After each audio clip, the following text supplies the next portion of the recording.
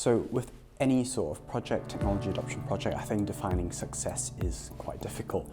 One thing which made it a little bit easier for us in terms of Microsoft's Copilot is that Microsoft do provide sort of a technology adoption score and have some internal metrics about Copilot usage. So that's what we've been really basing it off of.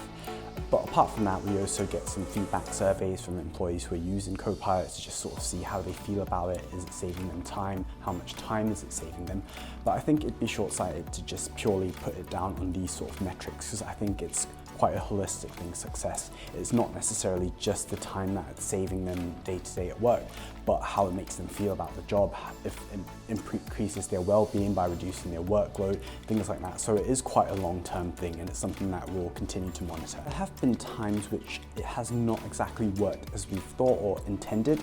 We haven't really pivoted away from saying, oh, we don't want you to use Copilot anymore. I think particularly because Copilot is such a sort of generalist tool and it can help with many different things, from a bit more legal specific tasks to things as simple as just drafting an email.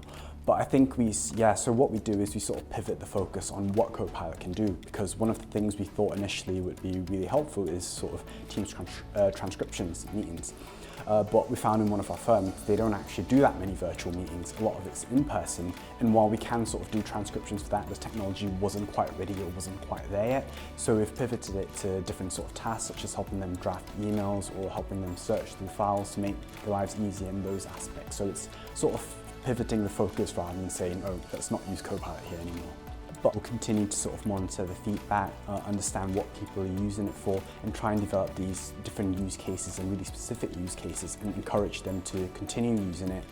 And I think it's something that will prove itself with time in terms of the technology. As it's continually improving, getting better, it will become more helpful with time, and I think it will be something that's sort of inevitable that they'll see that it is helping and they will want to use.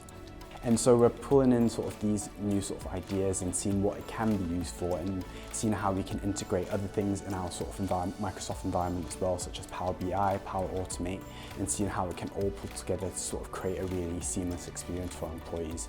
So I think we're just sort of trying to stay ahead of the curve by considering what else we can use and what other use cases there are for all this technology that we have access to.